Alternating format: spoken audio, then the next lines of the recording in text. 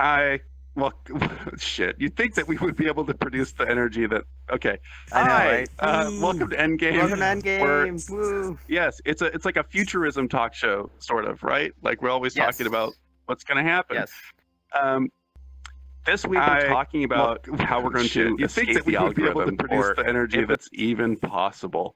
And it's we should introduce ourselves because I never do that. I'm Nomano. You're Psych. What's up? How you doing? I'm good. I'm good. And yeah, excited to be here. Excited to have this conversation. We have a lot of people here. We had an interesting intro to this in our Discord channel. I think people are really passionate about this subject, especially given everything that's been happening in the news lately about the Yeah, the data that's timing really collected on worked out us. because we Yeah, sort of yeah, decided to do this before the Cambridge Analytica stuff happened, yeah, or before it hit exactly. the news or whatever. Yeah. Okay, so like before we get going, why don't we lay out sort of the just the simple basics of kind of what we're talking about? So like when we're talking about escaping the algorithm, what does that mean? What are we trying to do? I guess it's this idea that all these companies are providing free services to us, like Facebook and Google, and they're in return, they're basically tracking all of our data. And when they're tracking all of our data, they're creating algorithms based on that data to present us with information, and that can manipulate us basically. So one example is the newsfeed on Facebook. Everything that you see in the newsfeed is presented to you based on the data that you're providing to Facebook, who sells it to advertisers and populates the newsfeed. Although they're also using these algorithms to try to capture our attention and keep our attention on that product. So every minute that you spend on Facebook is another minute that you could be consuming their advertisements. So they manipulate our attention, and I think also validation and social reward, like the notifications on Twitter or notifications on Facebook, in order to entice you to keep coming back to the platform and spending more time and reading their advertisements. And so we're talking about is it possible, one, to use these services without being influenced by them? Or, how can we try to minimize that influence or be aware of it, or, those kinds of things? Is the influence actually bad? Like, what's wrong with them presenting products to me that I actually enjoy, or showing me my favorite people on Facebook and giving them kind of priority? Like, what's wrong with that? Well, I mean, information is how we understand the world around us. So if they're able to manipulate the presentation of information and maybe make you lean one way politically, or, affect your happiness, like so that they show you happier posts or sadder posts, or they affect the way that you see the world. So certain news articles now might be promoted more often. And so we feel when we're scrolling through the newsfeed specifically, or Googling something, that we are getting access to information that's out there, and we think that it's a fair, basically, exposure to information, but really it's a carefully presented set of stimuli and information, and so that can shape the way that we're viewing the world and potentially create these filter bubbles that are divisive, and that could explain some of the things that we're seeing in our society today, with people being so divided on different topics as well. I think that's why it sort of bubbled up. Like, I remember people recently talking about sort of the experience of, you used to have your news feed, which would have people of like both political parties. And then slowly, whatever side you lean towards, that becomes your entire feed. And you stop hearing from the Exactly. people who of the opposite opinion. Because I guess theoretically, in the algorithm or whatever, it's to their benefit to give you ideas that you like, because then you'll stay on Facebook as opposed to angrily walking away or avoiding it because you don't like seeing that kind of news. Exactly. And then, so, I mean, it's, with the American election and with I mean, it's all over the world where we're sort of seeing tribalism really take off, and we're seeing people like get into these filter bubbles. It's hard to know that you're in the filter bubble, because like the thing that happens is, like you're in a bubble, right? Like here you are in the middle, and there's a ton of news around you. You see all types of people talking. It looks totally normal, but you don't know what's beyond the bubble, right? Like you can't see the things that you don't know that they're showing Right. you. And they do it usually without you knowing, right? They don't ask for your permission to start changing your news feed. It just sort of happens, and they kind of slide it in, and suddenly all that stuff starts going away. And I think it could really narrow your worldview. And I mean, that's what's happened. I think many of us have sort of become not more extreme, but like I think it has narrowed a lot of our political beliefs. Like for the past several years, I've probably been fed news that really caters to me to like really get me upset about the same stuff I'm already upset about, and just juice me up to like keep my attention. Yeah. I wonder how many people are willing to admit that it's affected them, because I have a theory, but I'll say after. So if you think that this has really affected you, like you've been manipulated and you can feel that you've had your opinions changed, Get ready to do a some thumbs up. emoji. Yeah, the emoji. And give a thumbs down if you think that you are immune to this and their influence does not affect you. Okay, good. Okay. Oh, Phil doesn't think so. Okay, I'm seeing like 2 people that think they're beyond the influence. I would like to hear from them too. Yeah. My theory is that most people. Oh yeah. Sorry. I was gonna say, if you have something to say, I guess we have a middle, but maybe we can also use the exclamation point emoji as well if you have something to add. If you're not getting called on or something. Do both, like come up behind Ghoster and use the exclamation point so that we know to look at you. Have a thought. Yeah, exactly. So I think that most people sort of think they're beyond the influence, right? Like I remember with different advertisements and everything, like most people believe that commercials don't affect them. They affect everyone else, but not them, because everyone sort of thinks they're above it. Like, I know it's an advertisement. I know they're selling bullshit. And because I know that it won't affect me, but I think that's why it's so successful, because like we think we're above it and we don't realize that there is some influence getting in. And so it's good that only a few people sort of have that mindset that they're not being manipulated. Like, I wonder if any of those people are willing to actually say something now about how they are the exception here. Anybody willing to come forward? Or anyone? Phil? Yeah. Okay, yeah, Phil and Hingle. You guys want to share? So you both said that you're sort of beyond, like, it doesn't influence you. You don't feel that impact. You might be muted, Hingle. Your mic is very sensitive. Uh-oh. Oh, audio source. Phil, let's have you try. But Hingle, as soon as you get the sound, just start screaming. Yeah. Yeah. Phil, what about you? Well, it's kind of hard to get influence if you don't really use it, huh? Ah, so you don't use Facebook? Well, I sometimes have the tab open. I scroll down 10 like feeds and then I close it because I find it boring. I just usually keep up what some friends are doing or where they are. Do you ever read news articles on it? Nope. See news articles that you click or anything? No. I'm more of a lurker than anything else, so it's go down to repost, close. Never like or dislike anything, never share anything. I have a total like 5 posts on my account. Total. What about Twitter or Google and things like that? YouTube? YouTube, I get a lot of stuff. But YouTube, you watch a lot of stuff? So that's also interesting, because do you think that affects you, like the suggested videos that come up on the right? I don't really do suggested videos. I mean, I sometimes click on them just to see why they got several billion views or something. Yeah, and ends up to be clickbait, just for it to be 10 minutes long just to get the ad revenue. Interesting. But yeah, I just usually stick with subscriptions and subscription recommendations of like what people I subscribe to like enjoy as well. They kind of link them or they do crossovers. Now and I kind of expand my subscription due to that. Now that could be one filter bubble, is that as you're seeing what channels to subscribe to, those suggestions, for example, could filter certain types of content towards you. And let's say I just saw recently that YouTube is doing this quote-unquote extreme. They're saying there's claims that YouTube is feeding extremism and that the recommended videos are creating more and more extremism, which I'm personally terrified of, because I'm terrified of that claim, because for me, like, some of my political awakening that I attribute to like alternative news sources and stuff came from, those side YouTube videos. But now if it's called extremism or like recommended channels, what's going to be blocked out and what's going to be prevented is interesting. But yeah, you also sound like you're on the end of the spectrum of people who are less influenced by algorithms, whereas there might be people who are more influenced by it who spend more time on Facebook, news feeds and things like that. That's very Hingle, do you have anything to add? I think you got your sound working. You are the embodiment. Your sound's gone now, dude. I heard a sound.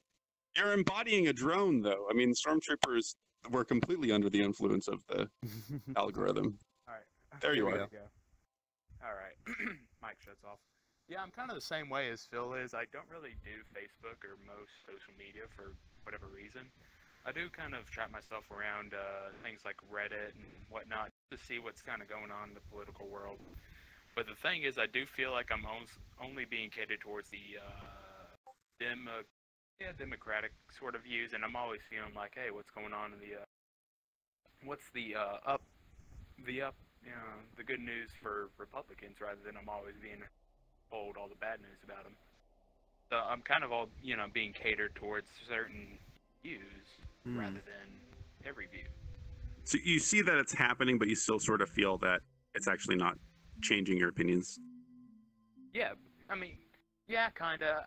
I'm willing to change my opinion if I'm brought evidence or some sort of good article to kind of convey me in some sort of way, but I feel like it's just everything's just kind of catered towards one certain demographic. And yeah. Oh, you lost. Oh, your sound's gone.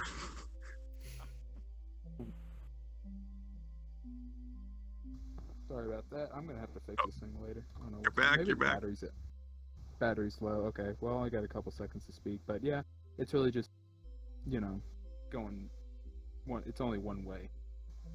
I mean, so it sounds like you're somewhere on that spectrum that's like you mentioned, and we probably all are, right? Like we're probably all to some degree from like we can recognize what's happening, but I think there is some amount of influence that it's either unseen to us or maybe we notice it, but it's got to be there because there's so much money and technology behind it, right? Like if they're putting so much effort into making this happen, it's got to be working. Yeah. Is your mic down? Yeah. Oh, there you are. Yeah. No, I agree. It's people there. Billions of dollars are being invested into this, and it can influence us in ways that we don't realize. Like Reddit, for example. I, for a long time, thought, okay, here's a great, and I think it's better than Facebook. It's not one feed, it's multiple from each subreddit that you're subscribed to. But something I realized on Reddit is that sometimes if I go to a specific subreddit, Reddit's still aggregating from multiple subreddits. So you're only seeing a selection that an algorithm is still choosing to present to you on the main Reddit feed. So unless you're going through each of your subreddits, there's still a filter on the information that you're being presented. So it's interesting that there's you feel like you're getting all the information, but really there's an algorithm selecting the information that's being presented to you. I think it's important that there's some amount of control, that you can feel like you are in control of it and you're making these choices, and that's what allows sort of the subtle influence to sort of sneak in under the hood. Exactly. So like last week I was sort of talking about how the hive mind is going to correct itself. And so like as we become more aware of these big corporations or Facebook influencing us, I think there's going to be a backlash. And there has been, right? For like the last year, for the first time they've been going down. And then just the last couple of days they took a big hit because the Cambridge Analytica story came out. So we should just give a brief primer on what that was. Do you know all the names of the people? Like, I wonder if you should do that. I don't know the names, but I kind of know the situation. But I don't know the specific names. Well, basically, it's a what would you call it? It's like a data analytics firm. And they would sort of analyze Facebook data and then target certain people, right? And they would sort of read the data, and then they could like put you in like the big 5 personality traits, and they'll go like, oh, you're neurotic, and so this type of message will get across to you, right? So they can like see what's going on, what's unique about you, and then push a message that's customized for you to like influence you. and like they took credit for the Trump election, and then they sort of went back, and then they took credit again. And just recently, it sort of came out that, well, what's the newest update? Like, I think there was even something today. Well, let me look. one thing, they offered all of their services for Brexit as well for free.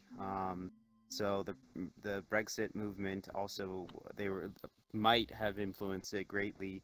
And then they also helped in Trump's election, which, like, with all this stuff about Russian advertisement, like $100,000 in Facebook ads or whatever the hell it was is bullshit. It's not going to swing an election, I don't think.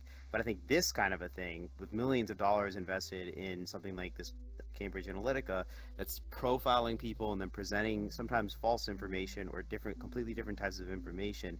It's basically like they are learning what your filter bubble is. They're reverse engineering your filter bubble and then presenting whatever information they need to present to sway you into voting for the team.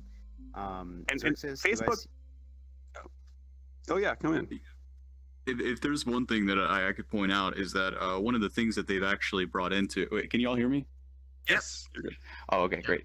One of the things that I was actually reading into was the fact that Cambridge Analytica would use these quizzes, as in like find out what type of Disney character you are. I actually don't know if that was one of them, but that was one of the ways that they would get a Facebook user to consent to get their personal data shared with them. But not only was it that not very understood, like your average tech user, right? They're not going to understand exactly what answers they're giving and what purpose the data collected about them might go to. But not only did they get the data from them themselves, but they actually went into their entire friends list and was able to aggregate all sorts of information such as likes and whatever articles they might share. And from that, they were able to build a comprehensive type of character log of much of the United States and be able to understand how they might vote in a presidential election. And then from that, they were able to target them with specific types of data. So I just thought that was an interesting kind of also explanation of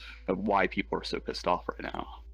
And I think that step was done by a different party, and it was illegal, right? Because they sort of, like, Facebook was told it was being done for academic purposes, I think. And so, like, by actually taking the information and using it in this way, I think that's illegal. I mean, we're going to find out what's going to happen. Can I speak up? Yeah. Yes, come on. It was a terms of service violation, so it's technically like a breach of contract between sort of that developer and Facebook. It wasn't necessarily like, we'll see what different trade commissions come down on, or different jurisdictions sort of their privacy regulations, whether or not it was a breach of that. But between the researcher who collected the data from the application using Facebook's platform, and then his transfer of that to Cambridge Analytica was absolutely a breach of the contract. So I wouldn't say that it's like, it's just sort of a style, or when people use the word illegal, a lot of lawyers kind of freak out about that because they don't really know what it means, right? You can breach a contract but have committed no crime. Not to say that this was ethical or right. In fact, I think it's actually an opportunity for regulation. This is something Facebook is begging to be regulated here. But just a little point. And then I have a question. Thank you. I also, Jella, I have a question related to that. So what was so Facebook basically knew that some data was taken at a past time, and then is this what you're talking about? This breach of terms of service was transferred to Cambridge Analytica, and Facebook basically said to Cambridge Analytica, promise us that you'll delete it, and then that was it, or something like that? Okay. Yes, they had a right to audit, but they never enforced it. So, yeah. What that guy did was not necessarily a breach of the developer agreement. I've read it, but it's the movement to a third party that hasn't been vetted through Facebook or has themselves been bound by the developer agreement. That was the problem. But you're right, Facebook could have gone in there and sent auditors and verified whether or not Cambridge Analytica had deleted the data, but they didn't. I think what Wiley said, I forget his full name, but one of the guys that started it, but he became like the whistleblower, was that like Facebook basically called him or asked him to like delete the stuff, and he sort of said, okay, I've done it, and that was the end of like their interaction. Like Facebook didn't step in any more than that. Talking about the Canadian guy? Is he Canadian? Yeah, he is. Good old He's the one that Canadian. started Cambridge, and he also took $100,000 payout to do some stuff for the Liberal Party, the ones that won the last elections, to try and sway people into going towards the Liberal Party, and so on and so forth. Is he a hero or a villain? I'd say he's a villain more than anything else. Any time you try and sway people's opinions, especially politically, to that level, I'd say he's a villain. I mean, we're talking about this is like information warfare, right? Like that was I forget what they called it, but it was something similar to that, where it is like this huge cultural influence that they have. It's a weapon basically, and they can use it to change the course of history. Reflecting. I was gonna say, I think they use the system to weaponize your friends against you and isolate people with contradictory or unpopular opinions into basically being friendless. I think that's kind of what the system is partially capable of doing, if not intentionally doing. How are they doing that exactly? Well, if they present media that has a certain bias, your friends then share that information with each other, they talk about it, and then people that disagree with that, say it's biased, end up getting deleted or defriended or whatever. It's just something that so seems divisive stuff, information and things, yeah. So well, can I ask, at what point did it become weaponized, right? Because it's like if we were thinking about what Facebook was trying to do, they're trying to make money from advertisements, right? There was the first question of how ethical is it to have, systems in place to keep people on these websites for longer periods of time. But that's just as bad as like, all right, well, we're just trying to make money from advertisement. So at what point did they start, selling the data to actual corporations and then weaponizing it, like you said? It's always been sold. Like we've always been sold. All of our data has been collected and sold and mined.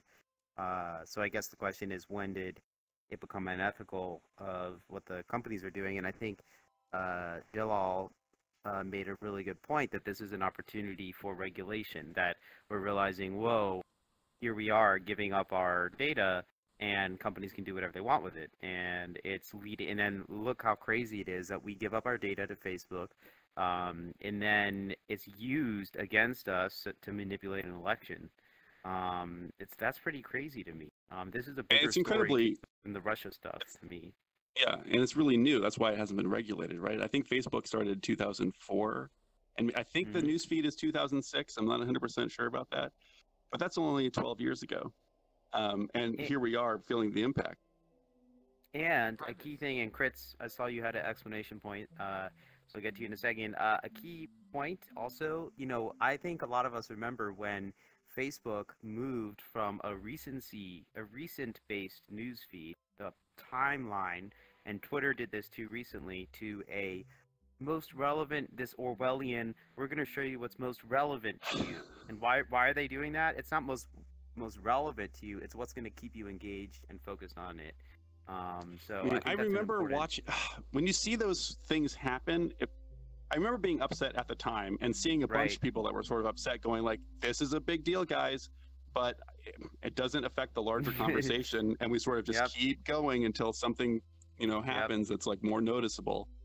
I was talking about this at school today. So these are teenagers, and a lot of them are almost unaware that this is happening, because remember, if they've been doing this for most of their lives, or like at least since they've been had a Facebook account, all they've known is a news feed that is manipulated in that way. Like, we're old enough to have had Facebook before that happened, and to experience it being chronological and recognizing there's a weird switch. So I think there are a lot of people that are either born into it, don't understand it, or maybe a different generation who never quite got it. Were there a bunch of people lined up? Yeah, so you see Kritz, and then I see Dojo and Fakes. So maybe go that order. Kritz, you want to come to the center first, and so you had an explanation. Yeah, everybody come as close to Ghoster as you can, so the camera can hear you. Yeah. So the only thing that I have is as far as regulation onto it, government regulating things always seems to mess things up more so than it generally fixes it.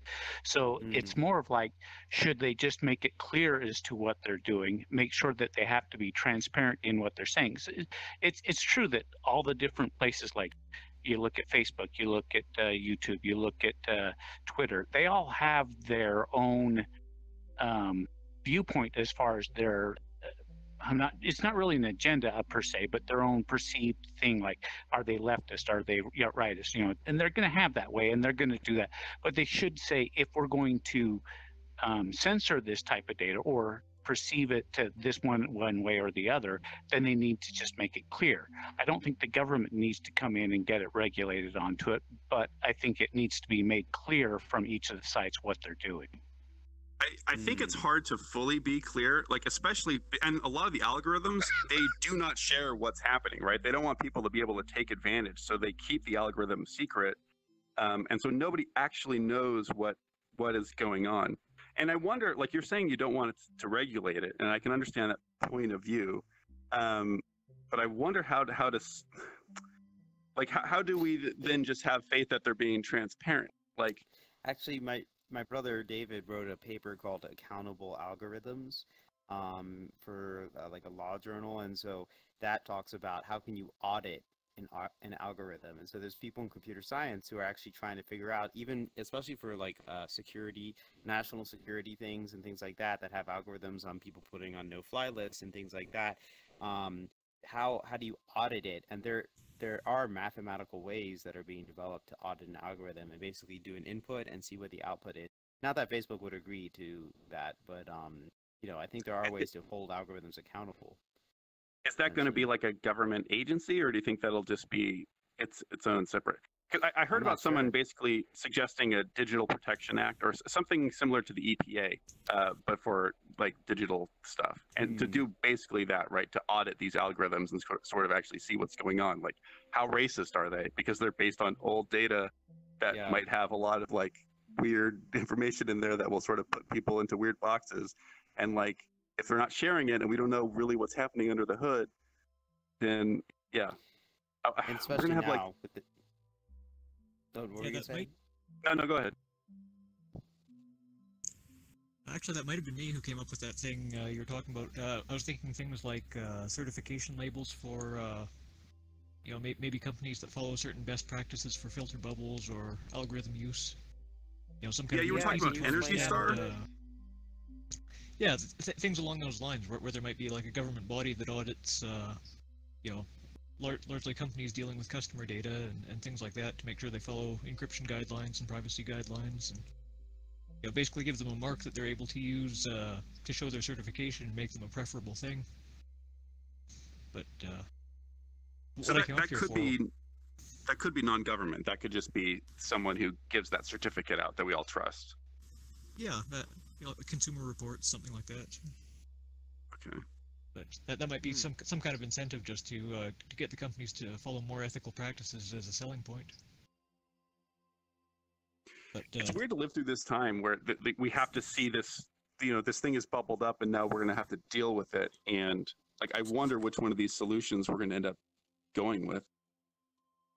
Well, the problem is the laws have to get into this century and get into digital type laws, because right now there's so little law-wise, as compared to like technology is moving in leaps and bounds and the laws aren't keeping up. So right now there's a lot of stuff that would be unethical, would be illegal, but it isn't because the laws haven't kept up with technology. Europe's a front runner here with the global data privacy regulations, GDPR, right? And these are some of the strictest privacy regulations we've seen so far. But I think, I haven't actually read them, but they're very focused on breaches and mishandling of data. I don't think they're as focused on how are companies collecting, processing, and using this data. I think one of Facebook's challenges was when you're logged into Facebook and you're scrolling, there's so much information that you're getting, and they had to figure out how to curate that in a scalable fashion so that you would actually continue to use the application. Otherwise, it would just be a constant stream of garbage. And Google has this exact same problem too. When you search for something, how does it know to find what you need? But I think sometimes, you know, in this discussion, we've been sort of talking about the algorithm and the lock that it can create and why that's a problem. But we're kind of conflating that with, and therefore what the tech companies is doing is illegal. I think what the tech companies are doing may, you know, or unethical, not necessarily illegal. I'm using that word again. I think sort of when you are writing these algorithms, you're maybe not thinking of the unintended consequences rather than whether or not what you are doing with that algorithm is ethical or not. But we should rethink how, first, you know, some of these big data algorithms or machine learning algorithms are locking people into their bubbles, and then also how are people using the data, and trying to keep those two discussions separate topics. Because, you know, I think there is a good use for someone like Google or Facebook to try and curate our experience, but the problem is how do you do it in a way that doesn't make you a prisoner of your own thoughts? I want to push back on that a They little not bit. keep putting in, say, their own filter too onto what you're seeing. So let's say, you know, they are against, let's just say something like gun control. Let's just use that as an example. Maybe they're negative to it, onto it. So instead that they want to show preferences to ones that show the benefits that you would get from gun control, even if they're incorrect, because it'll influence your own viewpoint onto it. Whereas there could be true studies that show something different, or other studies that show opposing views, but they won't put those up into higher views because of the fact that that's not something that they want shown. And that's something that can happen in an algorithm that you would never know if they don't, you know, post it in type of things like that. Yeah, I think you're making a really good point, Bilal. Like, but I guess two things. One, I think that for Google, for example, they've slowly changed so that what you Google is different for each person. I remember that was a very important thing of integrity that they said. Oh, yeah. All Google, Absolutely. when you Google something, it's the same result for everyone. So that's one thing that's concerning. Wait, when did they say that? I might push that back when on you that. But I have It's no been good personalized evidence, for a so- while, right? Right. It has, but it wasn't. There was a point at which it was not personalized. It was everyone got the same results. But then also just another example of a change that they made is recently the World Socialist website, TruthDig, some alternative news websites saw like 60% decreases in their traffic when Google had this whole fake news change and things like that. That is huge. I mean, that's essentially Google updating their algorithm to, and again, I'm not necessarily saying that they're purposefully trying to strangle these websites, but they are threatening alternative news sites and things like that. They're still making And so, the decision. Exactly. Yeah. They're Yeah. still, like, regardless of their intent, they're still the arbiters of sort of what we experience, our information consumption. it's Yeah. But they terrifying. feel like one step removed, right? Because they don't have to take responsibility for shutting down your news site because the algorithm Yeah. did. Exactly. Well, this is like the train phenomenon, which is that so you think about in World War II in Nazi Germany, the train conductors who were operating the trains to take people to concentration camps, does that train conductor, and then think about if those trains were self-driving trains and the person who built the algorithm to make the trains do the self-driving, and the person who built the algorithm knew exactly what it was going to be used for. For some reason, it seems, and I think there's been a study on this, that most people ascribe less moral responsibility to the person who builds the algorithm than to the person who's directly driving the train, even though a lot, you know, you would think about it, and they're doing the same thing. But yeah, the algorithm separates us from the morality a little bit. And which is the important. algorithm is so much more powerful than that one person who would do a task. Like, Right. you just mentioned the idea of like the smaller news organizations or people on YouTube who sort of make their living from revenue. Yes. When YouTube Yes. adjusts their algorithm, those people get fucked. Like something will happen, and then they don't know what changed. They're not like informed, and you know they all get demonetized or something because of this Yep. little tweak that somebody made that no one's going to take responsibility for, but it will actually impact their lives. Like they'll have to make some kind of a Yeah. change. There was a bunch of people that we. Yeah, so there's sorry. Agent. I've seen Agent or Fakes too. Yeah. Hold on.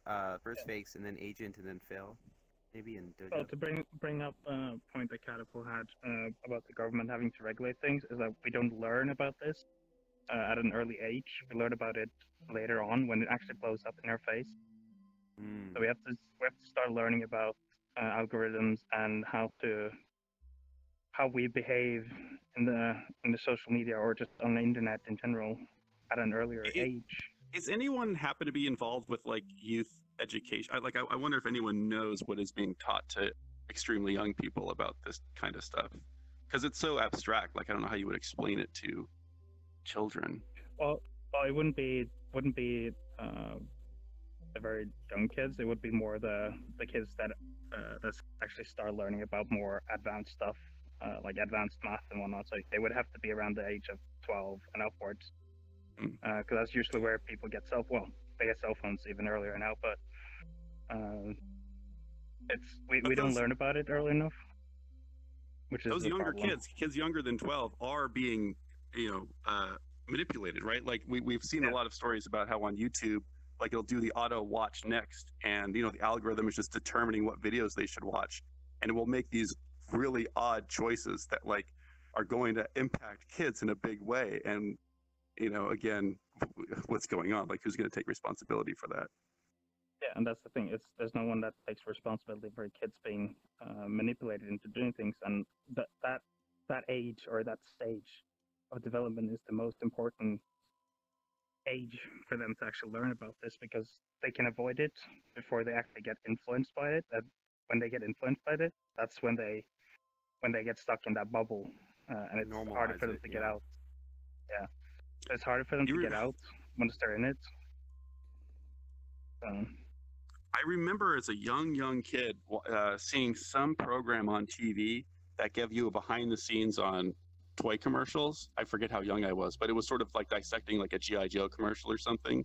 And it was mind blowing to me as like a little kid, right? Who you don't understand the manipulation of that kind of stuff. Like it only took like one little TV program to go like, by the way, these advertisements are bullshit and they're tricking you into buying toys, for, getting your parents to buy you toys. And so like, it might not take much. You just have to find a way to condense that idea down so that younger people can understand it. And I think that's going to be really important. Yeah. Okay. Agent. Yeah, I was glad that somebody mentioned before the possibility that a lot of things are being conflated, in the way that it's the fundamental like underlying base of so much of our networks and connected world is based upon algorithmic learning and different forms of personalization.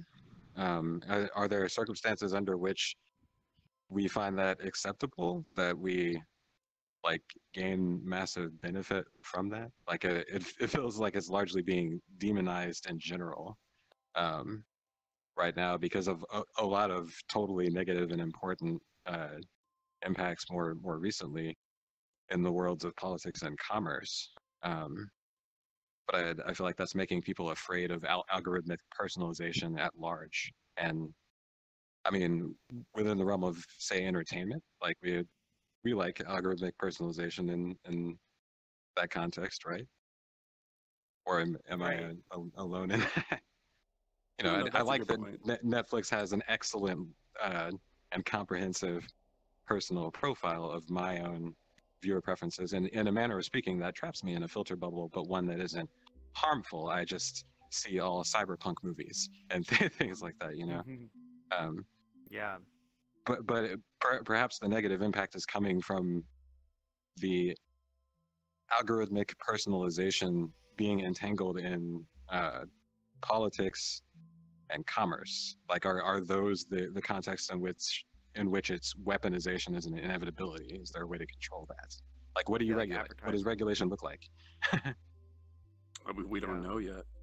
That's a good point, though. You're sort of pointing out, like any of these great technologies, they're not good or evil, but like they're powerful. And then there's the double-edged sword, and we see these great benefits, and then consequences. And we're now noticing that consequence, and that's why we're all sort of hyper focused on this negative aspect of it. But it has served us well. Like I've definitely sat on Netflix or YouTube or whatever and gone down a hole that I guess I appreciated. Like it showed me some cool stuff. I mean, I think we're on the precipice of a change in data collection that's going to be the most impactful on having power over our minds in society. And that data collection is eye tracking and hand and head movement in virtual reality.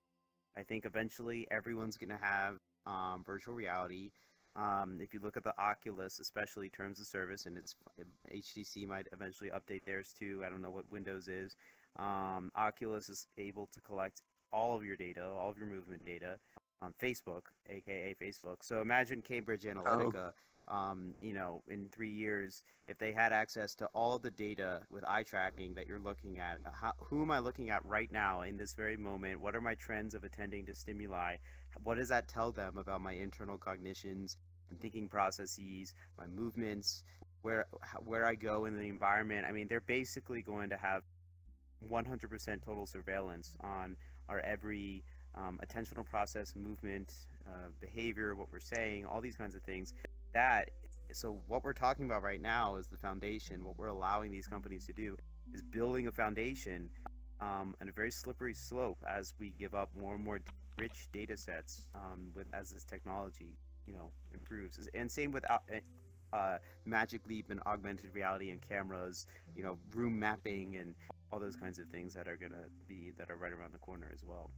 Yeah, they don't need you to take a personality test. They will know what kind of a person you are by the way you act in a room, and they'll go like, oh, this person's anxious, and they avoid people. So I'll send them this type of mess. Yeah, you guys sound like Jerome Lanier right now. This idea of this idea of VR being the next iteration of this extreme sort of understanding of or data collection on your everyday life. And I think his contention, or what, I don't know, his proposed solution is it's the ad model that's the problem. The reason why you collect this information about you is so that you can sell advertisements to that person. That's who owns the future, right? Yeah. But so if we dispense of the ad model, does this problem go away? Maybe in some ways, but I also think it is a curation thing, like Netflix, right? Netflix is using these algorithms to curate what you can view, or to make it easier for you to make a decision, so you actually spend time watching movies and getting value out of the service, rather than just saying it's all crap and I'm going to cancel my subscription. I don't know what how do we change the monetization model for this? Because I think that would go a long way to resolving the problem. It's easy to imagine that the experience could be like, you monetize it just by improving the experience so much that you attract more people, right? Like, you don't, instead of selling us something, you somehow benefit us. Like, we've talked before about the idea of like a AI therapist or something, right? Like, using this great power to sort of help us grow as people or whatever. Like, there's definitely a positive side here. I don't know how we're gonna get there though. And something else you said just reminded me of Steam. Steam does this, right? Because like they see what games you like and whatever, and they recommend games. But I love it because I do it with intention. There's not like a news feed where they're bullshitting me and giving whatever. I click, hey, recommend me some games, and then they recommend like 12 games. And so like, because I know that I'm taking advantage of the algorithm and they're not sneaking it, unless they are sneaking something else, I don't know. I feel okay about it. It's like, yeah, use my information to sell me something, as long as I know when it's happening. Well, also being clear up front about their data. Person's gullibility. Wait, say that again, Catapult? That all these, like the Facebooks and all these places that have crap load of ads and whatnot, aren't they relying on people's gullibility? If you got no gullibility, the chances are you'll just ignore the ad anyway. To some degree, again, I think that we all sort of think that we're not the gullible one, but somewhere deep down, we're falling for shit all the time. And I think there's so many people that are unaware, right? Like, I mean, maybe it's, I wonder how much in the mainstream this is now. Like, definitely a few years ago, most people weren't aware of this, but maybe now most people, I don't know. Do you guys know, like, out there, are most people sort of aware of this? Like, your like parents, do your parents know about this? Do they fear Facebook and like look out for ads? I wonder. My grandma tells me to get off my phone. So she knows it's bad. Yeah, sorry. Go ahead. I think it's got such a negative connotation that people don't want to talk about it. If I bring it up at a family table, they typically kind of go, "Well, this is depressing me." It's one of those things that falls in that category. That's most things at Endgame. It's too depressing to talk about with your family. Yeah, not dinner Really table quick, I or wonder if it's first date. Is it a question of subscription? When you were talking about, I don't know, you mentioned some kind of line. I mean, one of the things that we've talked about is Facebook and then Netflix. And one of the main differences is the fact that you're paying Netflix a monthly subscription. So are they less likely to then abuse your data because they're already getting some form of money from you? I can't help but think about cable right now and the idea of, TV being free to you because they're advertising, and then they're making money from that, but they're double dipping now, and because of partly kind of monopolistic tendencies. So we can obviously say that cable is non-ethical type of industry. So are we able to define ethics based on, like, are you using my data only to make my service better and to show me better things? Which even there I kind of have a problem with because of, like, free will. Do I want to live my own life, or do I want to live the life that you think that I would like? Versus am I paying you, and then are you also not respecting my privacy and you're selling it to these companies? Yeah, that transparency is important, like knowing when they're doing it. And like, so with Netflix, I wonder, like, you would want them to sort of have the certification that Dojo was sort of talking about, right? Like, if there was a different party that could, like, look at the Netflix algorithm and go, like, yeah, this checks out, then we can all sort of feel good about it. And as far as I'm aware, so like the Facebook model is, you are the product, and then is that true on Netflix? Like, is the product really movie streaming? Well, is that true? I don't know. Are they, like, am I being used like Facebook might use me by Netflix, but we just don't know that yet? Because I know that they're using it to make me see things they want to see, but I don't know what they're doing other than that, and they have that data on me. And yeah, it's their company's data model is to make money off of advertising to you. We are the product. It's free, and we've habituated to that of not paying for things. It's like, we freak out if it's like, oh my god, pay $5.99 to an indie developer, for a year of their effort, but other things like cable we're willing to pay for, $80 a month or something, we're able to buy Starbucks every day. I just started using, I think Patreon's another great example of trying to get subscriptions. I'm now paying for, like, Kent Buys Voices of VR podcast and The Architect within VR Chat community. I'm also subscribed to his Patreon because I think he does awesome content, and I like the idea of contributing. And so I think we do have to vote with our wallet in a way and try to support services that are revenue based through our directly paying them, as opposed to this free service kind of thing that Google and Facebook are running off of, that ultimately is just a kind of insidious model of manipulation to the maximum in data collection. We're getting close to the end, so there's a bunch of people we need to get to, and towards the end, I want to think about suggestions for today of how to escape. Like, what can we do now to sort of help work against this? Okay, so who was next up? Sorry, I lost track. Dojo? Dojo? It's Dojo. Dojo said. Did he say what you want to say? Yeah, I'm not sure the points were kind of touched on. You were wondering about how people generally respond to this if they're not especially aware, and I mean, when I talk about things like advertising, tracking privacy, people generally seem to concede that their data is all tracked and collected, but it's not just that important. I wonder if those people, like, have they changed their mind since this last year? Like, I wonder if this last year was the time. I have to wonder that they seem to get outraged when there's something like Snowden revelations, but I don't know how long it lasts. Yeah. But For things like filter bubbles, earlier I wanted to say there's kind of an old or a modern aphorism called Hanlon's razor, where it says, "Never attribute to malice that which can adequately be explained by stupidity." So, before trying to change the effect of the filter bubbles, I wonder if we could do more to ascertain just what they intend to do through filtering, because I could see for things like Google, Facebook, or Twitter, some people might be following like 400 people and have 3 or 4 hours of solid reading to catch up on if they read their whole stream. So it makes sense that they would try to show you the things that you're most interested in or most likely to like, but that could also have unintended consequences and make kind of a feedback loop where you only see views that reflect your own. Yeah. Yeah. I hope we're not too negative, because I hope we haven't been saying that we all need to delete Facebook and completely shit on all of these people who are using algorithms. Like there's clearly a benefit, and there's a reason we need them. All right, thanks, Dojo. Facts. Yeah. Well, we've been touching upon the virtual world a lot now, but it's actually happening in the physical world as well. Like stores, they analyze the data on how people interact in their stores. They get the heat map of it, so they know where to put new items to sell you. So it's basically a physical advertisement for them.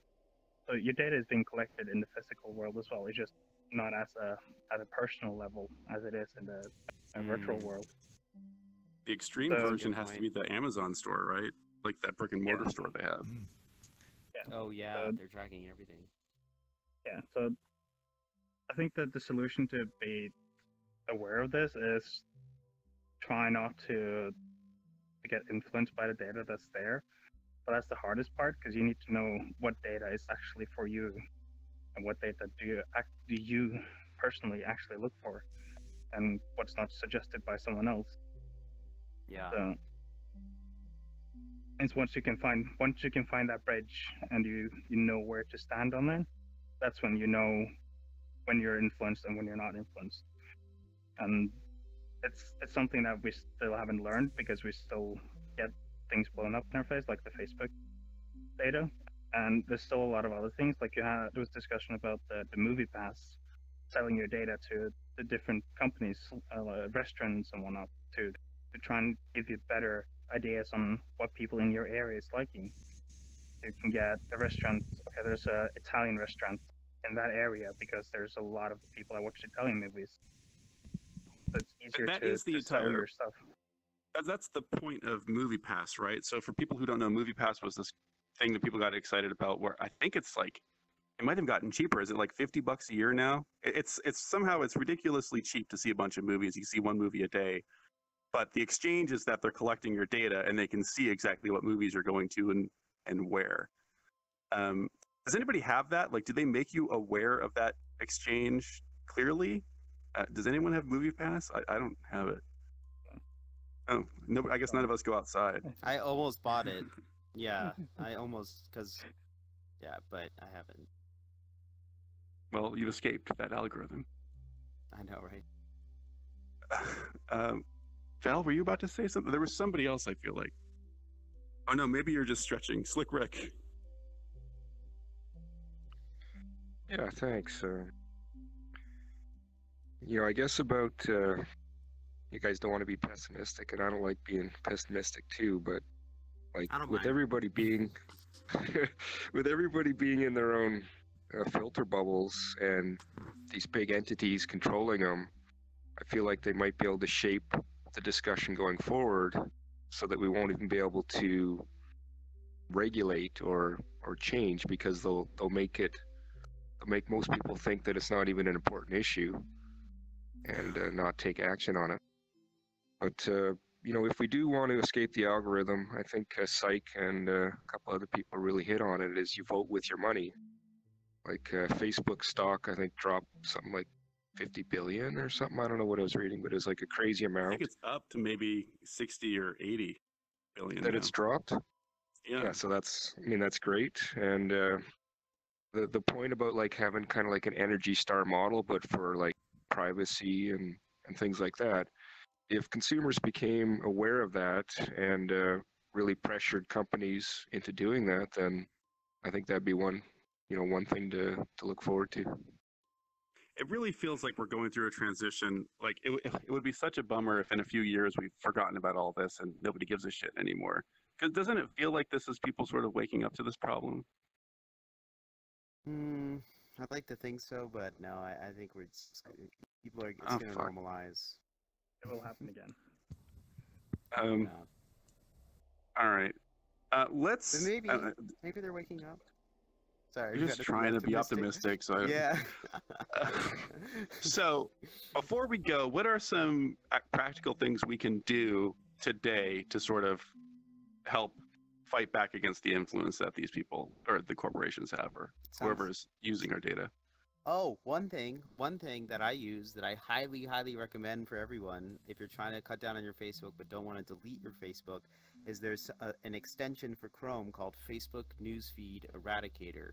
And what that does is that it replaces your entire newsfeed with a quote, like a famous quote. And then what that does is it makes it so that you only use Facebook for keeping up. Like everyone says, oh, I only use Facebook for friends or, seeing what's up with friends. Well, you'll be surprised at how much your Facebook usage goes down once you actually do this and get rid of your newsfeed and have this Facebook newsfeed eradicator. So that's one thing, is reduce the number of minutes that you're spending on these platforms, because minutes equals stock valuation, basically. I mean, user engagement and all that stuff.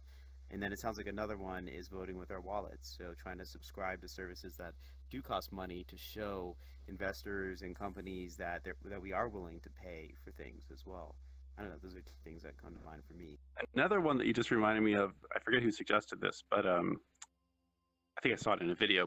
Like turning off all notifications on your phone that aren't notifications that come from another human being. So in other words, like if you send me a message, I do want that notification to pop up on my phone. But if Facebook sends me a message to remind me that one of my friends is like going to a club nearby, or somehow trying to get my attention, but it's not actually coming from a human, you want to get that shit out of your system, because that's all just manipulation. Interesting, yeah. But at the same time, thank you so much for helping. Yes, seriously, thank you guys. The spotlights have been amazing. This has been probably hard in VR. I think that maybe it was Shadow that recommended this. You can correct me, but he was saying another thing that he does is try to spread out his usage. So like, don't just use Google and Facebook. Like, go to DuckDuckGo, use Firefox and Chrome, and and try to diversify your experience. Like, don't just seek out political views that are your own. Intentionally seek out ones that you're opposed to, just to mess with the feed, so they don't have a tight grip on exactly who you are. Right? You're sort of messing up their profile of you. And I thought that sounded really good. Even in doing that, you're making sure that you're getting information out of what you normally would be your bubble. So if you're normally very left-leaning, go look at conservative sites. If you're very conservative, go look at left-leaning sites, because you want to have the information from both sides. That's the only way that you can get a true way for you to make a decision on something, is to get it from both sides onto it, and then you make your own decision. Yeah, I think that's great advice. Can anyone else remember? There was a couple other good suggestions that were in the Discord. Let me see if I have any of those in my notes. HTTPS always, block scripts, block analytic data, block ads, anything that actually can track you, basically. Write a script that opens up 50 Breitbart ads or 50 Huffington Post ads. Yeah. Based on the parameter you give it. We need simple solutions. We're not going to write scripts. You have to do that and then give them to us. These are already tools. These are already tools that are available out there now, though, that you can use. But it's how many tools do we have to use before it gets too many as well? Because we shouldn't rely on external tools to avoid our own bubble.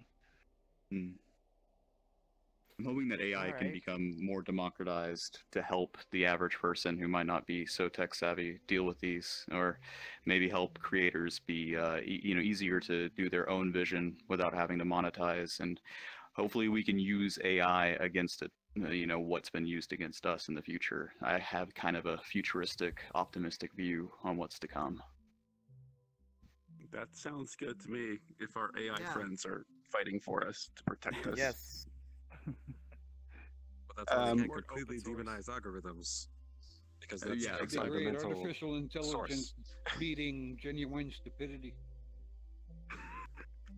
Well, so we shouldn't demonize algorithms, but they're, they could be used for some nefarious purposes, and so we have to just be aware.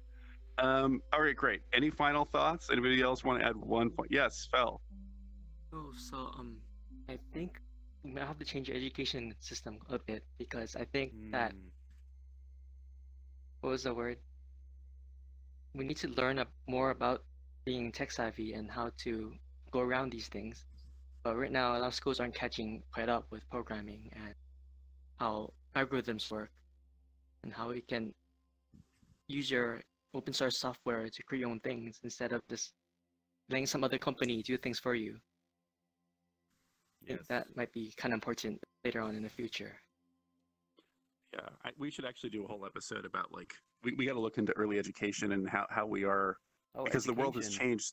The world's changed so much, and I don't know if we've updated the system enough to help young kids grow up in this crazy world.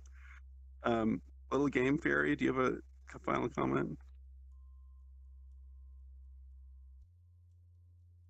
Is my microphone working? Yes. A bit muffled, but yeah. Yeah, we can understand. It's just a little harder. Sorry but I think it's something positive. It's what I've often thought about. With all of this data collection that's happening to me, it's almost like an involuntary voting process. Like, if a company is keeping up with the things I want, then that means it's more likely that they're going to know that there's a market. And if they have a profile, like, they'll say, okay, so there's a market for this, there's a demand, so let's try to supply it. And so it's almost like voting. I can't really understand. Yeah. Oh, it's a little. It's okay. Sorry, Fairy. Sorry. We got. Okay. It's just hard with the mic. Yeah. It sounded. I heard about profile. It sounded very interesting. I just couldn't understand. What's his name that his mic never works? He's not here this week. I wonder if. It doesn't matter. I know all who right, you're talking we did about. it. All right. Let's all line up and do a big group picture. Yeah, where do you want to do it? I assume we should use the tree, right? Oh yeah. Or should we go somewhere else? Tree. I like the tree. All right, everybody, get over here. Small avatars in the front, please. And light in the front. Oh yeah. Thank you to our light people. Seriously. Yes, thank you so guys much. Are amazing. That was you really. Thank you, Ghoster, for streaming. Nosa and Ark. Nosa. Thank you guys. Seriously. We gotta get Nosa in here though. Yeah, Nosa, come in. We have a light. It's okay. We should all just start screaming and running away. Can anyone represent the algorithm? Escape. Let's just say escape. Okay. Oh yeah, escape the algorithm. I like that.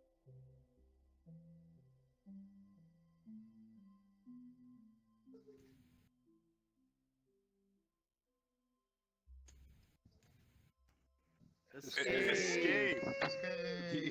We're escaping. Ooh, I like right, the way goodbye, you said YouTube. that, Mono. You're like What did I escape. say? Like, it was like a command. It was good. It was very encouraging. Oh, we can all jump too because the gravity in here is kind of weird. All right, goodbye everybody, and then we just blow it away. Escaping the floor. Yeah, we're escaping. We're